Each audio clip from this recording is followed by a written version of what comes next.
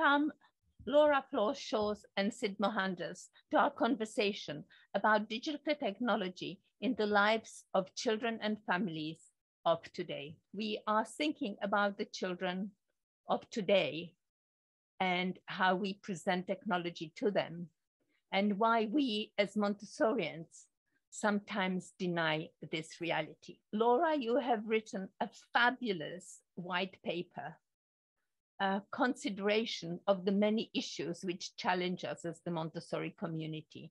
And they were the initial inspiration for us actually to do the Technology Summit. So thank you for that work. And that's wonderful. Thank you, Sid, for always being a critical friend. So when I explore ideas, you always have a wonderful way of saying to me, well, you know, maybe it is not quite like that, or I already know by the way how you use language, then I need to think about it a little bit more. And so it is for this reason that we felt that it would be good to have you work with us on this conversation. Of course, you are already known to Montessori Europe audience through your presentation at the Congress, Laura, and through our Roots to Montessori, which we have launched this time last year. And I hope that this association will continue for many more conversations to come. But let's begin for today. So, Laura, I wonder how you feel about the fear that we have of new technologies. Would you give us some historical perspective? Well, sure. So it goes back really as far as Socrates, who became really fearful of writing. So when people started writing, he just thought, well, then people are going to forget things because they're going to rely on writing things down. And so they're not going to have things memorized and automatic. And then it went on to a fear of books.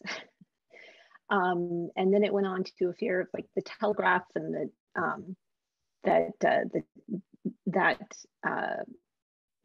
people were going to, it was going to be a distraction and people were going to receive strange signals and it was going to be harmful and all of this.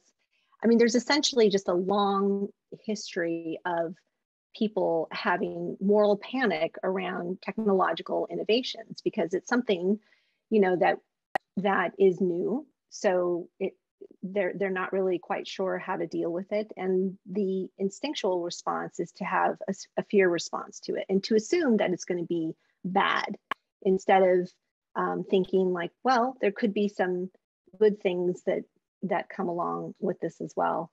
And then, we had also, there was a fear of movies and how that was going to impact adolescent development, a fear of video games, particularly violent video games. They were assumed to be kind of simulators for essentially training children to harm other people. And that's just, the evidence doesn't show that at all.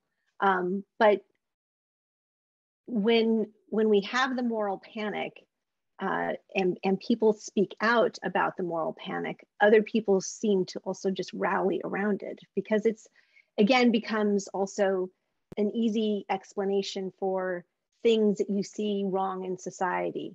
So it's like, oh, those teenagers now, they're behaving this way and it's because of those video games. Or, I've heard Montessori teachers say, for instance, the children these days, they can't concentrate. And it's because of technology. And there have been even researchers who don't probably produce the best work methodologically, who have basically pinned everything on social media and iPhones in particular. So it's like all of the issues that adolescents are facing now, it's all because of the iPhone. And of course, she was able to find data that made a correlation between iPhone, the iPhone and, suicidal ideation and depression in adolescents and this sort of thing. And you can find all kinds of spurious relationships between all kinds of things. It doesn't mean that one is the cause of the other. So it's I think that when people are engaging in this demonizing of technology, which now we have, everywhere, it's in our pockets and it's, on our shelves, it's everywhere. I think understanding the history is really important, because then you realize, oh, I'm just sort of repeating a pattern of behavior. So it doesn't mean that my moral panic or moral outrage about the technology is correct. I could just be repeating a pattern of behavior that's been repeated for thousands of years. Yeah, that's lovely. Thanks very much. And I feel quite strongly that any significant change in human life always produces fear. And that fear is in a way then causes all sorts of irrational behaviors, because we want to protect ourselves. I wonder what you feel about Laura's analysis of the situation. Sid, or would you like to add to it, to Laura's comment? I absolutely agree with Laura. I mean, there's very little times when I disagree with her. So. You have got deep interest in history because of your Montessori page. So it is good to know that you, in a way, always look for authenticity within Montessori's writing. And I absolutely agree with Laura that Montessori herself, whilst being challenged by some of the recent developments, would want to explore them. I can't believe for 1 minute that she would deny the value that technologies bring to our lives. You have already alluded to this, Laura, that there are fears that the digital technology will influence young children's brain development. Would you like to develop that idea a little bit more? Yeah, I think that that belief that somehow that digital technology is going to, for instance, wire the brain for inattention, I think that really comes from another belief, which is that the early years are a critical period of development, and that whatever the child experiences during that time then sort of solidifies in their brain and then sets the foundation for the rest of their lives. And actually, I mean, that's not true. And I highly recommend that every Montessorian read a book called The Myth of the First 3 Years by John Brewer, who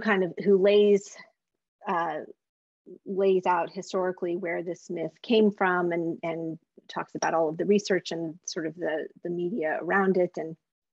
But I think that we tend to believe that when in fact it's not true, and we don't realize that the brain is actually highly plastic. So and in fact, so if we're so concerned about digital technologies wiring the brain in a particular way, well, we can think about different cultures. There is a culture, for instance, that Karen Adolph has studied, where they put the children from birth in a wooden contraption called a gavora, where they stay for the first 18 to 30 months of their lives, and they are strapped in and they can't move. And you would think that that would have a permanent impact on their motor development, for instance. In fact, it doesn't. So the children will show delayed development compared to Western norms. But once they are out of the gavora, they are fine. And they are doing all kinds of complex movements. And in fact, Adolph has talked about how she would see children 3 years old doing things, riding horses or traversing cliffs, and these types of things that she would actually never let her own child do, right? But they're engaging in these complex movements and doing so successfully. And that shows the plasticity of the brain, right? So this fear that somehow if you introduce, an iPad, if you give a young child an iPad, it's just going to become, it's going to harm them in some way, just isn't true. And the other thing is that we have to remember too that children themselves are not passive recipients of information that might be on the digital device, but in fact, they will only pay attention to things, in fact, that they have some comprehension of, right? And so they are actively participating in this. They'll put it down or they'll walk away from a television if it's just not something that they're interested in or something that they don't comprehend.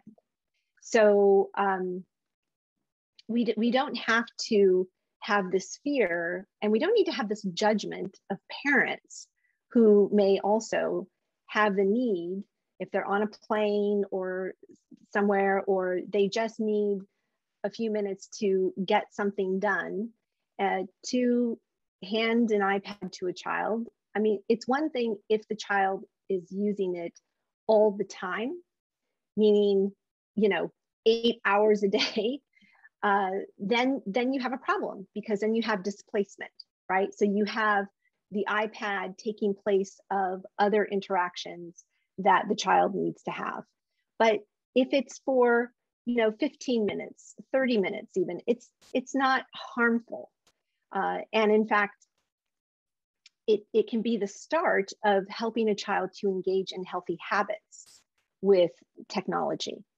And recognizing like, oh, we're done with that now, so we're going to put it away and we're going to do other things. So it, again, when we have these fears, we have to ask ourselves, what is it, where is this fear coming from? And what belief might I have that is contributing to this fear? And is that belief in fact true? Yes, that is very, very helpful explanation, and really helpful for parents, because many parents will be agonizing about their children's access to the smartphone, really, or to a tablet. And really helpful for parents, because many parents will be agonizing about their children's access to the smartphone, really, or to a tablet. And it is, as I'm observing my own family, juggling work and 2 very young children, it is such a wonderful tool for a moment to have the children engage in something, because you can also control what you make accessible to them. It is not open to all. So we have got some adult responsibility to how this tool is managed in our lives. But I know that Sid is very keen to talk a little bit more about our perspective on development in general. And also, I would like to ask you about the value of access that technology gives us. So there are, in a way, 2 questions. I don't know which one you would like to pick up first. I mean, it really, I suppose it really matters what worldviews we are viewing childhood through. We often look at it through a developmentalist logic, which is very linear and reductive. And in that sense, it doesn't really reflect the sort of complexities of childhood development. So there is this concept that is being introduced by Deleuze and Guattari called the rhizome, which is a very fascinating sort of way of looking at the world, in terms of the rhizome being this sort of root system that doesn't develop in a linear sort of way in a singular direction, but it kind of develops in simultaneously in different directions. And I think that sort of view of seeing the world and seeing development of the child through that sort of lens complicates the understandings of how, for instance, concrete abstract sort of dichotomy doesn't really happen in that sort of linear sort of way, where you first experience concrete and then go into abstraction, but that those things happen simultaneously. And quite often that sort of dichotomy between concrete and abstract is often used as a sort of negative thing towards, saying that, children should not be exposed to technology at an earlier age because they're not able to, handle abstract sort of qualities. And yeah, so that sort of idea of moving away from a linear sort of view of the development to seeing development as more nuanced, complex, and rhizomatic, perhaps helped us to shift our thinking away from, seeing technology as a sort of a, inhibition to development. I think it is also a very useful tool in context of really understanding the individual child, doesn't it? Because each child is so very different. And we try, even though Montessori tells us to acknowledge the individuality of the children, we are still holding on to the normative developments. We use them for comparisons, and it's not really helpful for parents. I would say that as a teacher and as a parent, that rocks my world. I've been trained with the sort of linear development.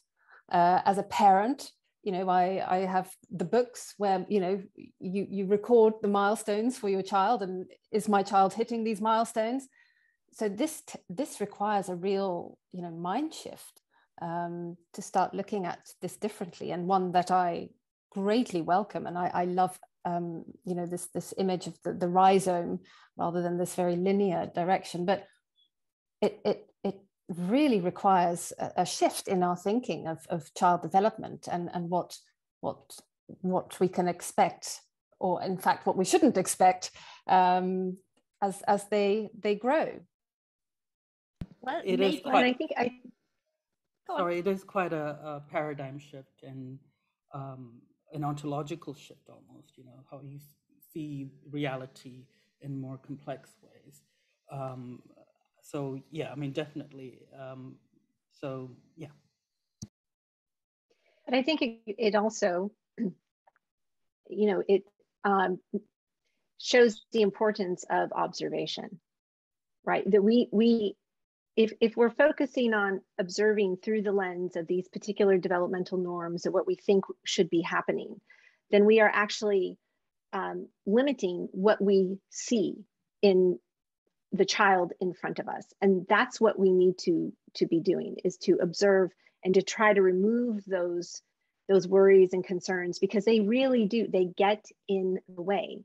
And we have to be able to see our child as a parent, for who they are, or if you're a teacher, you have to see this child for who they are, so that you can better understand what supports or not that they might need. I also like this idea of the movement back and forth, that a child may be interested in something and then not coming back to it and then returning to it later on, that kind of fluidity of learning, which I very much appreciate. And we see it so often in children. And it also gives us the opportunity to challenge some of the Montessori beliefs that if we introduce something too early, it will damage the child. I think that I have always felt that, as you said earlier, Laura, that the child will take in whatever they are able to absorb at that moment in time. And this is, again, that fluidity of learning becomes very important, because a little seed may be planted through the initial introduction, and it may be a long time before the child will return to it, but it is still there floating in the brain somewhere, and gives the child an opportunity to build on later on. So I think this would be a really fascinating idea to explore a little bit further in another conversation, how to help parents and particularly teachers who like little frameworks through which to observe children, to be brave enough to give up the framework and just celebrate what they see in the child and how they do things. I think that would be really, yeah, let's plan for another conversation. But Sid, to the second question about accessibility and what really technology means for some children. Would you like to explain or elaborate on that? I like to see technology as a form of an enablement. I mean, we have, the root sort of way of looking at the world, the worldview that we often look at childhood through, often divides the mind and the body. It's often called the Cartesian dualism. And this causes us to view the world through a very binary, dualistic sort of way, which takes away some of the complexities. I mean, like what you said earlier, theory has this way of tidying up and creating neat categories for us to follow.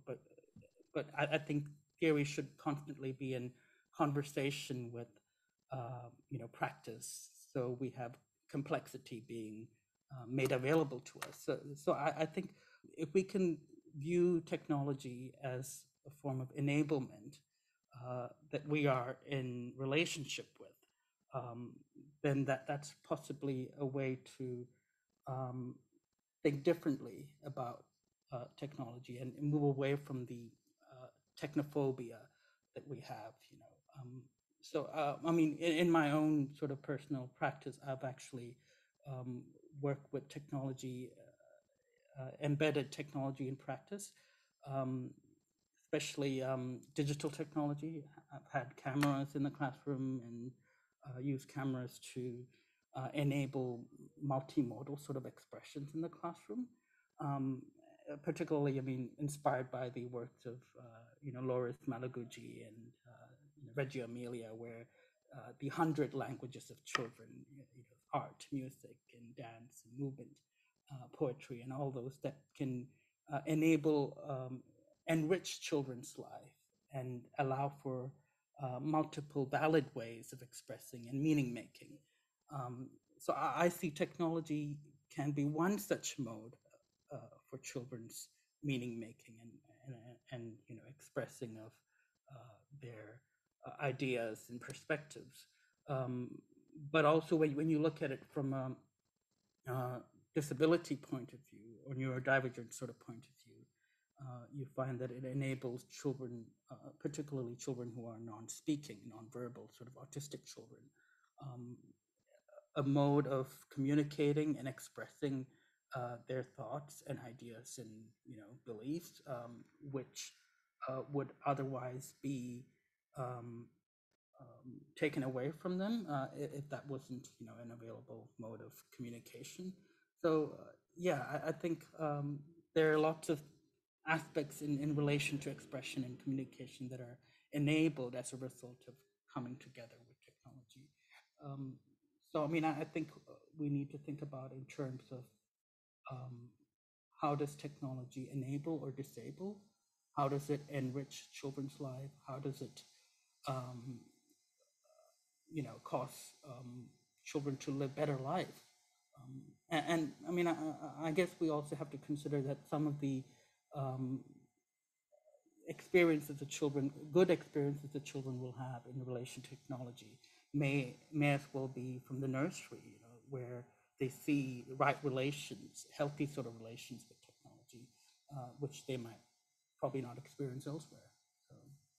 I very much appreciate your consideration for technology being a tool for some children, again, being an opportunity to express their ideas, to have a voice. And acknowledging the 100 languages of children has always been very close to my heart, because it is such an inclusive way of looking at children and such a rich way of coming to understand who they are.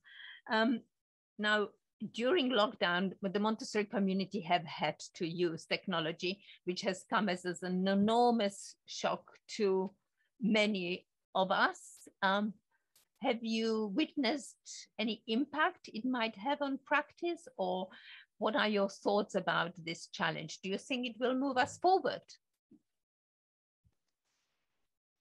Well, I think it will. I actually, what's been interesting to me, so it's, I don't know exactly how it's going to affect practice in the classroom, but certainly it has affected the adults in our Montessori community in a positive way.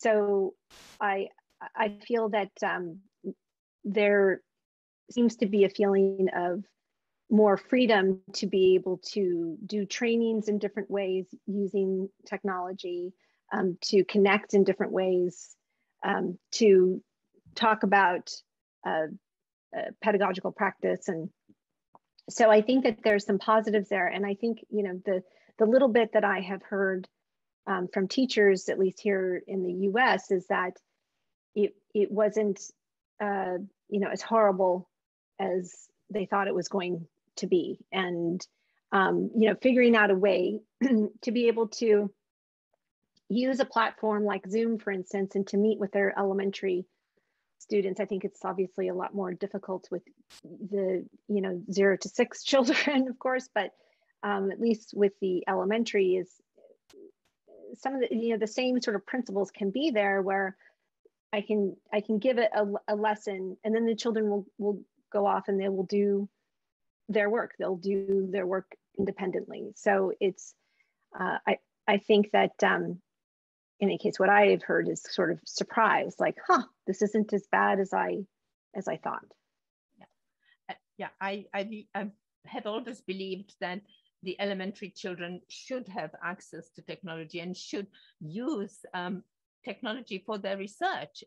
We shouldn't make them so dependent on the Montessori materials, because if they understand the basic concepts, there are opportunities to, again, explore in a very, very rich way their ideas. Sid, would you like to add or comment? Well, it's just deepened my conviction that some of these rigid boundaries that we've set traditionally, like nature, culture, technology, has been blurred increasingly. And I think when children explore and move through the world, those boundaries are not as rigid as we adults experience the world, you know, because categorization has accentuated those divides in our world. So I think in that sense, it's really deepened that sort of, you know, or blurred those divisions a bit more. And it's also made us aware that children are absolutely capable of navigating through these, you know, blurring of boundaries.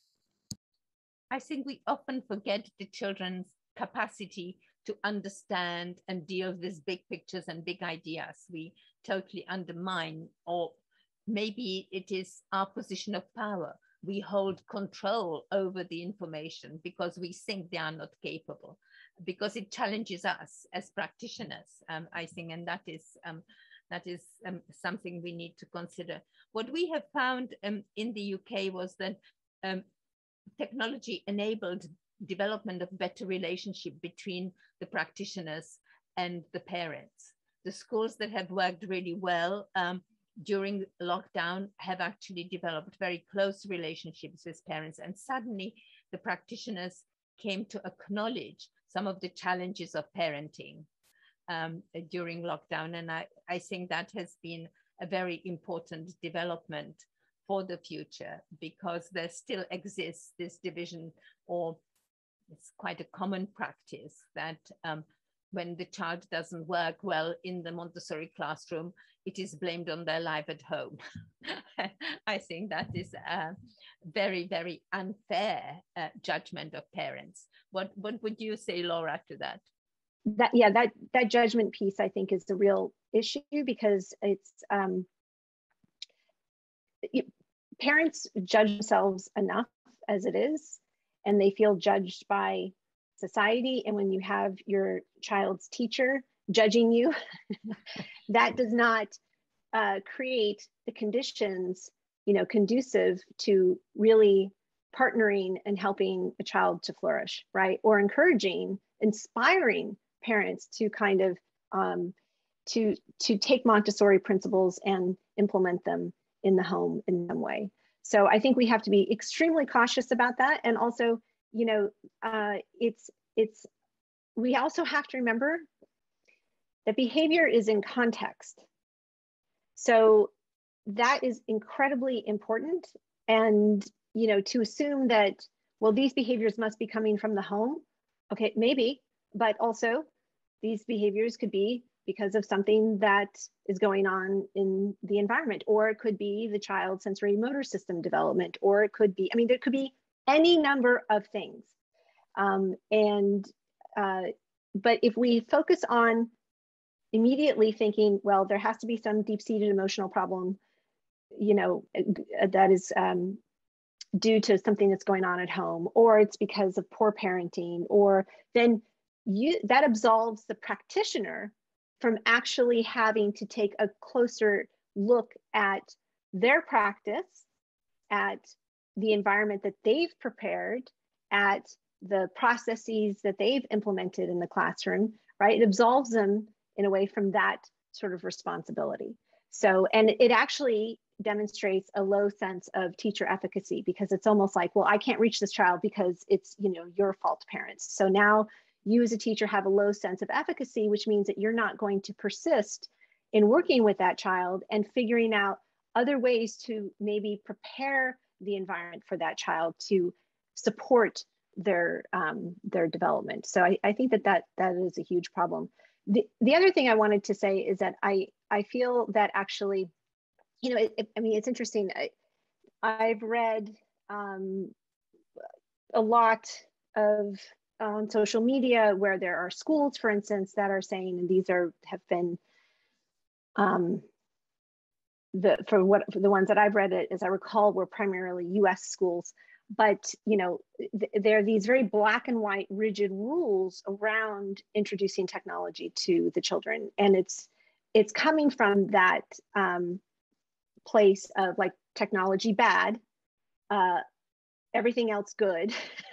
So, and particularly our Montessori environments. So don't introduce it really until, you know, they're adolescents, and then they can, and that is actually wrong. I just think that that's just flat out wrong. I'm just going to say it, because I think that what we forget, I mean, at least with the way that I see Montessori, I see it as a pedagogy of adaptation. So what is happening in the classrooms is that the children are practicing being members of society, and they're building these large repertoires of automatic movements of self-care and conflict resolution and, you know, executive functioning, all of the sequencing and everything. And so that enables them to engage in more creative problem solving and all of these types of things, right? But they are, what they're doing is they are developing habits. So why wouldn't we help them develop habits around technology early on, and help them to develop a habit in the physical movement with the technology that then becomes a habit of mind, where the technology does not rule them, but it is in fact a tool that they are in charge of. So then we don't have to, you know, it's not about addictions and blah, blah, blah, and all these kind of overly simplified, you know, oh, the dopamine, whatever. It's actually recognizing that in society, the technology is everywhere, and you can't assume that, I mean, the children are encountering technology in their lives at home and, you know, amongst their peers. So why would we have this space where we just, oh, no, we don't do that, as opposed to helping them develop healthy habits around the technology? And also recognizing too that it's not the technology itself that is bad. Okay, it's also, you know, we have to recognize what children are doing with that technology. That is really the most meaningful thing. What are they doing with it? And you would be surprised what children do with technology. They teach themselves all kinds of things. They teach themselves to bake. They teach themselves to play instruments. My older son taught himself programming at age 8 and 9, you know, and yes, he might sit at that computer for a long time as he's engaging in that work and creating his first video game, you know, on his own. And then I, as a parent, I go in there and I'll just say, so how does your body feel? And he'll go, oh, I feel kind of, I don't know that I feel so good. Oh, so this is a time to step away from the technology. So go do something else, go play outside, step away from it. And so you help them to develop healthy habits around it, and notice how they're engaging with the technology. Notice how they're feeling when they're engaging with the technology. So I think that Montessori environments actually have an obligation to help the children with this, and to you know, provide that environment where they can use it, they can learn about it, and they can understand when to use it, when not to use it. Now I'll get off my soapbox. Thank you. I think this is very helpful and brings us to the chapter in your white paper where you invite adults to reflect on their own use of technology and how it relates to the children's use of technology. And I wondered if you would be happy for us to share that section from your white paper with the participants, because I think that is the beginning of our discussion about, do we do technology or don't we do technology? About our relationship, we need to reflect on what we do with it ourselves as adults. Sid, would you like to add to Laura's comment, or would you like to begin another discussion which you are thinking about? No, I just want to compliment what Laura said about, you know, that incorporating technology is not about abandoning the material or material sort of, you know, engagement. Rather, it's another sort of enablement within the classroom. I mean, we have all sorts of technologies we use all the time, floats and headphones, and, you know, all sorts of aspects that we use to enable to live and die better in, you know, in our societies. And I think we can see technology as a sort of a entity that we can become with in ways that makes life better. You know, we can move away from that sort of dystopian view of technology to more affirmative sort of, you know, perceptions of technology. And I think, if teachers can adopt that sort of worldview, that would be helpful for the children. Sure. Yeah, go on. I just want to share a quick little anecdote to piggyback on what Sid is saying here. So when I was head of school, we had, you know, we would have these auctions, right? And so we'd have to figure out auction projects for the children to do, to basically to sell to the parents to raise money for the school. Yeah, I just want to share a quick little anecdote to piggyback on what Sid is saying here. So when I was head of school, we had, you know, we would have these auctions, right? And so we'd have to figure out auction projects for the children to do, to basically to sell to the parents to raise money for the school. And one year we decided that we would put disposable cameras in the 3 to 6 classrooms as a work. And, you know, honestly, it was so interesting. I think we all sort of thought that we were going to get these silly, goofy pictures. And we got the most amazingly touching and beautiful pictures. And we got to see what was important to the children. And yes, there was some, in fact, I don't even know that there were any really goofy pictures, but there were some pictures, you know, children hugging each other and smiling. But most of the pictures were of children's work, of children's hands on materials and working with the materials. They took pictures of the materials themselves like they were beautiful works of art. It was really, really incredible to see. So I think that that's the other thing, is that we have in our mind oh, this is how they're going to use this, or this is how they're going to perceive this, or this is what's going to be the outcome of this. And, you know, a lot of time we don't know. We don't know. And we need to keep ourselves open things instead of thinking always that we know better simply because we are the adults. And I'm really glad, I'm really glad also that you mentioned technology for the 3 to 6 year olds. And Sid, I know that you worked in an early years environment and you discussed your use of technology there, because we're often, that's where we get the most sort of resistance, isn't it? In those early years. And as you've discussed, because we think it's bad for their development, but also in lockdown, whilst the children wouldn't sit on a Zoom call for an hour with their teacher, we've certainly heard, I think, Barbara, you may remember, we've certainly heard of experiences where the children have really enjoyed just checking in with their teacher and checking in with each other. I've got friends who have young children and they're sitting on their little FaceTime on their iPads, checking in with each other because that's all that was available. And why would we deny that? And as you say, it's not to replace everything that is in the classroom. We're not looking for everything to now go online and to everything to be done on the iPad, but we are looking at this just as it's added to our lives, to add to our children's lives. Like Laura, I had introduced cameras in the classroom as well. And I remember one time going through the photos in the school camera and seeing blurred images of a raised sort of platform in the garden area that was taken by a child. And so I took it back to the child and, kind of asked them what it was. And, the child shared that it was a spot that they would go sit down when they felt really sad and when they missed their parent.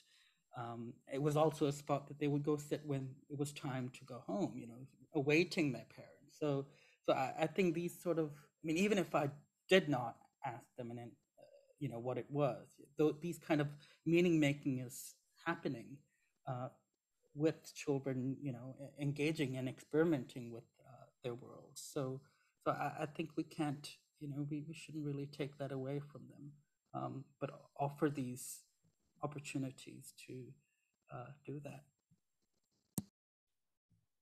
And maybe we should finish on this very, very positive note by encouraging practitioners and parents to be brave, to embrace the technology, whilst, of course, they are in control of it and working towards helping their children to have better lives in the future and understanding what the technology can give them.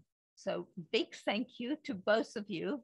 It has been a huge pleasure to share in your knowledge and in your wisdom. Thank you very much, Laura. Thank you very much, Sid.